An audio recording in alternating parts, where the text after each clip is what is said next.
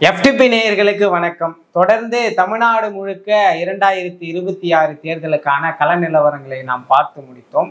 அந்த வரிசையில் இப்பொழுது கரூர் பெருந்துயரத்திற்கு பிறகாக அதிமுக தாவேக கூட்டணி அமைய போகிறது என்ற ஒரு பிம்பமானது கட்டவிழ்த்து விடப்பட்டு இருக்கிறது.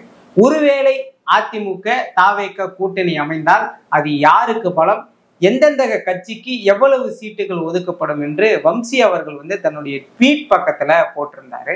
அதை பற்றி ஒரு விவாதமா தான் இது இருக்க போகிறது. வணக்கம்.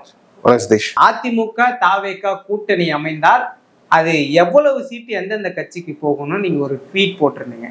எந்த அடிப்படையில இதை நீங்க போட்டிருக்கீங்க? ஃபர்ஸ்ட் அதிமுக தாவேக பாஜக இது பாஜக ஆல்ரெடி இருக்கு, தாவேக உள்ள போகுது. இதுக்கப்புறம் வேற எந்த கட்சி தேவைன்னா எனக்கு தெரிஞ்சு பாமக சேர்த்துப்பாங்க. ஏன்னா பாமக அதிமுகவுக்கு கொஞ்சம் ரொம்ப தேவை. அது ஏன் அப்புறம் நான் எக்ஸ்பிளைன் பண்றேன். ஸோ இதுல இந்த 4 பேருக்கு எப்படி சீட் ஷேரிங் அடிப்படையை பண்ண போறாங்கன்னா, இப்போ தாவேகா உள்ள வராங்க. தாவேகாவுக்கு சீட் ஷேரிங் எப்படி பண்ணணும்னா, ஃபர்ஸ்ட் நீங்க தாவேகா அதோட வாக்கு வங்கி நிரூபிக்கப்படாத கட்சி. அந்த வாக்கு வங்கி நிரூபிக்கப்படாத கட்சியை நீங்க பெருசா காட்டினாதான் அதுக்கு அந்த அந்த வாக்கு வங்கிக்கு ஏற்ற ஓட்டு வரும். நீங்க விஜய் தாவேகா மாதிரி கட்சி நீங்க 10 சீட்டு 15 சீட்டுக்கு நீங்க வச்சு நீங்க கட்டிங்கன்னா, இவ்வளவு கம்மியா சீட்டு கொடுத்ததுக்கே அந்த தொண்டர்கள் அவங்களாம் அன்ஆர்கனைஸ்டா இருக்கிறவங்க அவங்க தானே, இவங்க கோச்சுக்கிட்டு உங்களுக்கு எதிராக ஓட்டு போடுறேன், எங்க தலைவர் இப்படி அவமானப்படுத்துறீங்கன்னு. அதுவும் நீங்க தாவேகா பாஜக இன்க்ளூசிவ் அலைன்ஸ்ல போயிட்டு இவ்வளவு கம்மியா சீட் வாங்கினால விஜய் நீங்க மிரட்டிட்டாங்க, அவங்க அவர் டெல்லிக்கு அடிப்படைந்து விட்டார் இப்படின்னு சொல்லியே திமுக தரப்பு ஒரு பிம்பத்தை கட்டமைச்சிருவாங்க. ஸோ நீங்க விஜயை பெருசா காட்டணும், நம்பர் 2 பிளேயரா காட்டணும். சரி, நம்பர் 2 பிளேயரா உங்களுக்கு காட்டுறதுல என்ன சிக்கல் அப்படின்னா, நீங்க நம்பர் 2 ஃபர்ஸ்ட் ஃபைனலைஸ் பண்ணது பிஜேபி தான். பிஜேபியை நம்பர் 2ன்னு கொண்டு கொண்டீங்க. ஸோ அந்த பிஜேபியை நம்பர் 3 வைக்க முடியுமா அந்த கொஸ்டின் வரும்போது, பாஜக தரப்புல என்னன்னா, எங்களுக்கு நம்பர் 2 நம்பர் 3 செகண்டரி, எவ்வளவு சீட்டுன்றதுதான் மெயின். நாங்க 2024 பார்லிமெண்ட் எலெக்ஷன்ல 11% ஓட்டு நிரூபிச்சிருக்கோம். உங்களுக்காக நாங்க அண்ணாமலை எல்லாம் தூக்கி ஓரமா வச்சிருக்கோம். பிளஸ் நீங்க சட்டமன்ற தேர்தலுக்கெல்லாம் நீங்க செலவு பண்ணணும்னு அவசியம் இல்லை, எங்களாலே அதை பார்த்துக்க முடியும். பிளஸ் மத்திய அரசியல் அதிகாரம் இருப்பது வேற சில பெனிஃபிட்ஸ் எல்லாம் உங்களுக்கு எங்களால் கொடுக்க முடியும். இதுக்கு எவ்வளவு சீட்டு, இதுதான் அவங்க இதுக்கு என்னன்னா, நீங்க பழைய மாதிரி நீங்க பாஜக 2.5% 4% மாதிரி சீட்டு கொடுக்க மாதிரில, அது நீங்க 11% ஏற்ற மாதிரி தான் கொடுக்கும். பிளஸ் இந்த 11% நான் சீட்டு கொடுக்க மாட்டேன் அப்படின்னு சொன்னா அவங்களுக்கு வேற ஆப்ஷன்ஸும் இருக்கு. இப்போ கூட நம்ம பேசும்போது ஆர்டி சேர்ல சொல்லிட்டு இருக்க, நாம் தமிழர் பாஜக அணியில சேரலாம், என்டிஏல சேரலாம், இல்ல அதிமுக உள்ளே ஸ்பிளிட் வர வாய்ப்புகள் இருக்கு. பல கன்ஃபியூஷன்ஸ் இருக்கு. அதெல்லாம் அவங்க லாக் வச்சிருக்காங்க. ஸோ அது பாஜக விட்டுற முடியாது. ஸோ அவங்க சீட்டு கொடுக்கணும். எவ்வளவு சீட்டு கொடுக்கலாம்னா, அவங்க குறைந்தபட்சம் 41 சீட்டுக்கு மேலதான் கேட்பாங்க. பாஜக 41ன்றது எந்த கணக்குல சொன்னா, 2009 நாடாளுமன்ற தேர்தலில் விஜயகாந்த் எடுத்த ஓட்டு 10%. 10% எடுத்த விஜயகாந்துக்கு 11ல 41 சீட் ஜெயலலிதா கொடுத்தாங்க. இவங்க 11% எடுத்திருக்காங்க. ஸோ விஜயகாந்த் வாங்கினது அதிகம், கூடுதலா சீட்டு தான் வாங்கணும்னு பார்ப்பாங்க.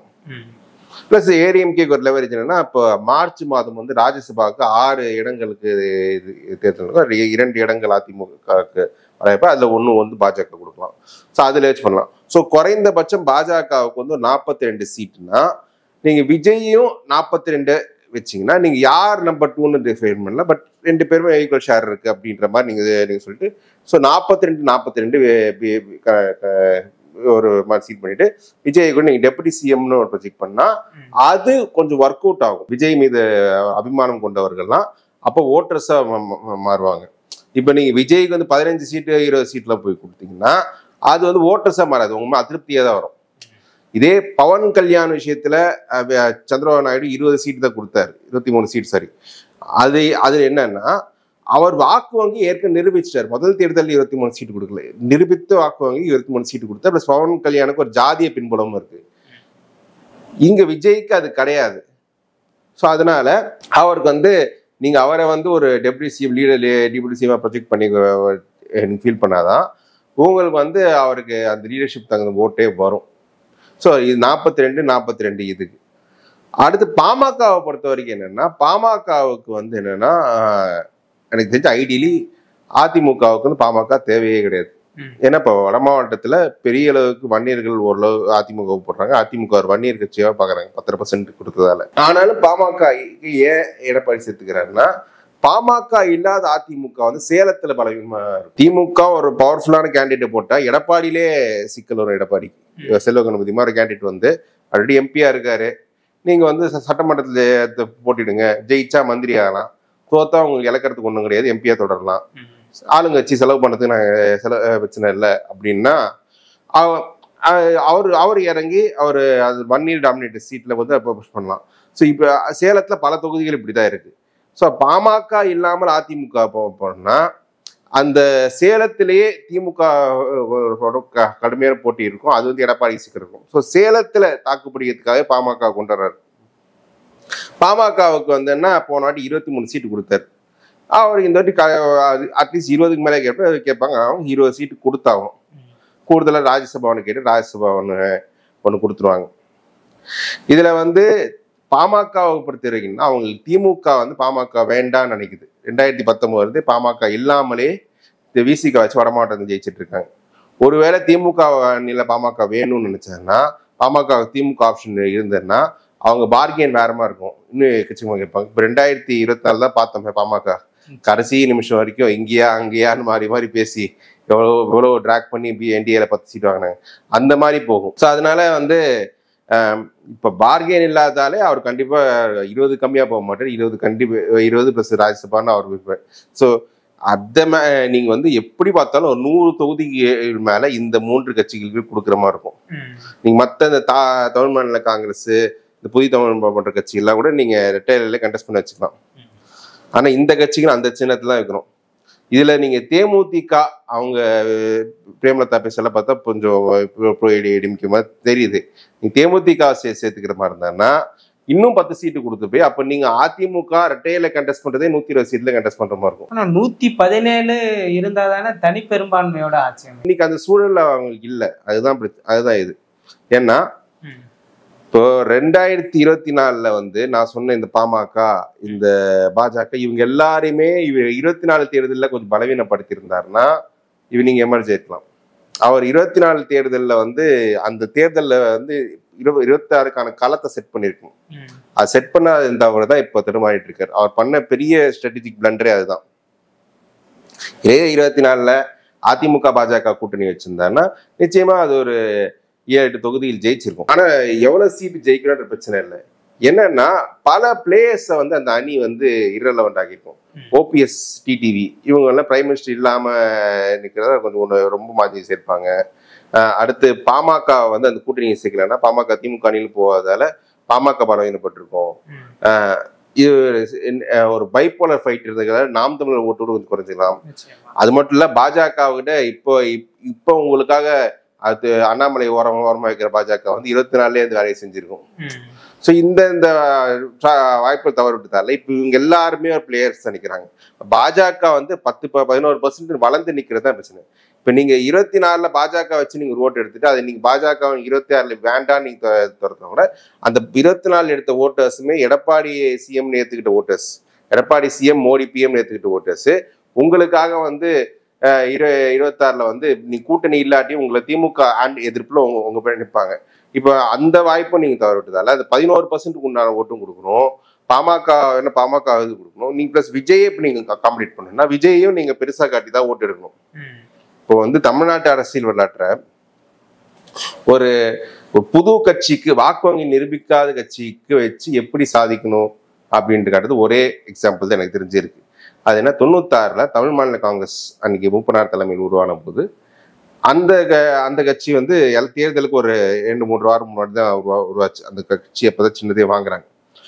அந்த கட்சி திமுக கூட்டணி போகும்போது கலைஞர் வந்து அன்னைக்கு ஒரு காங்கிரஸ் கட்சிக்கு எவ்வளவு சீட்டு கொடுக்குமோ அந்த அளவுக்கு சீட்டு இது கொடுத்தாரு. அப்படி கொடுக்கறதாலே ஓட்டர்ஸ்க்கு என்ன பர்செப்ஷன் கொடுத்து இதுதான் உண்மையான காங்கிரஸ், மூப்பனார் தலைமையில் இருப்பதுதான் உண்மையான காங்கிரஸ் சொல்லி அந்த காங்கிரஸ் எடுக்கிற ஓட்டை வந்து மூப்பனார் தலைமையில் தமிழ் மாநில காங்கிரஸ் எடுத்தது. ஆனா அன்னைக்கு இருக்கிற காங்கிரஸ் வந்து காந்தி தலைமையில் இல்லை, இது காந்தி குடும்பத்துல ஒருத்தர் தலைமை வச்சு அதோட கணக்கு வேற மாதிரி இருக்கும். நரசிம்மராவ் தலைமையில இருந்தாலும் மூப்பனாருக்கு அந்த ஓட்டு எடுக்கிறது ரொம்ப ஈஸியா இருந்துச்சு, அவர் எடுத்தார். விஜயை வச்சு நீங்க ஓட்டு எடுக்கிற மாதிரி இருந்தா நீங்க விஜயை பெருசா காட்டணும். பட் உங்களால பெருசா காட்ட முடியும்னா முடியாது. ஏன்னா பாஜகன்னு இன்னொரு பெரிய கட்சியும் உள்ள இருக்கு. இவ்வளவு சிக்கல்கள் இந்த அணியில் இருக்கிறது தான் இது. இதுல 130 தொகுதி போட்டியிட்ட சிரமமா போயிடும்னா கிட்டத்தட்ட எடப்பாடி இன்னைக்கு இருக்கிற பொசிஷன்ல தான் 2016 கலைஞர் இருந்தார்.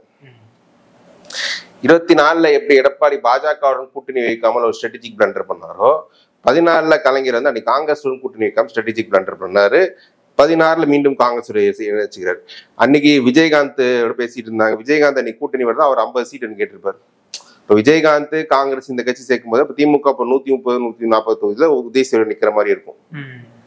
இதுவே அப்ப அவர் வந்து ஒரு கூட்டணி ஆட்சிக்குன்ற அப்ப மைண்ட் செட்ல இந்த இது அவங்க கொடுத்தாரு.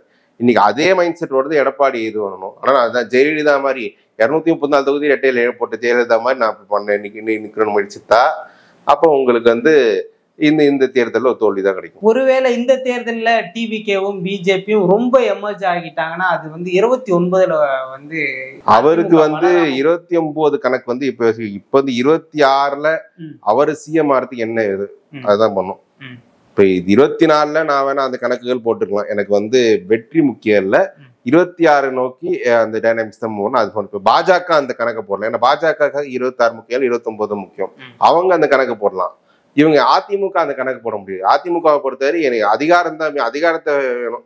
ஏன்னா ஏற்கனவே 5 வருஷம் எதிர்கட்சி பண்றோம், இன்னும் 5 வருஷம்ன்றது கஷ்டமா இருக்கும். அப்படி இந்த நிலைமை வரக்கூடாது, அதுக்குதான் அவங்க பண்ணணும். அதனாலதான் இன்னைக்கு பாஜக 24 வேணாம்னு சொன்ன பாஜக திரும்ப கூட்டணி சேர்ந்திருக்காங்க. தாவேகா வந்து விஜய் தரப்புல எங்கேயுமே ஒரு அபிஷியல் சொல்லாம எங்க கொடி பறக்குது பாருங்க, கொடி பறக்குன்னு இவரே சொல்றாருன்னா அப்பனா இன்னும் நமக்கு ஏற்கனவே இருக்க கூட்டணி பார்த்தா இன்னும் ஒரு பலமான ஆட்கள் தேவை கூட்டணி என்று அவர் முயற்சித்துட்டு இருக்காரு.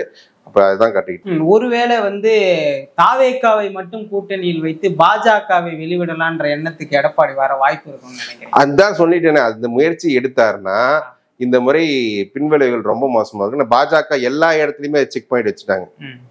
இப்ப வந்து ஃபர்ஸ்ட் ஒருவேளை அப்படி எடுக்கிற மாதிரி தான் முதல்ல நடக்க போகுதுன்னா அண்ணாமலை மீண்டும் மாநில தலைவராக அப்பாயின்மெண்ட் போட்டுருவாங்க, பேக் டு ஃபார்ம் வந்துடுவாங்க.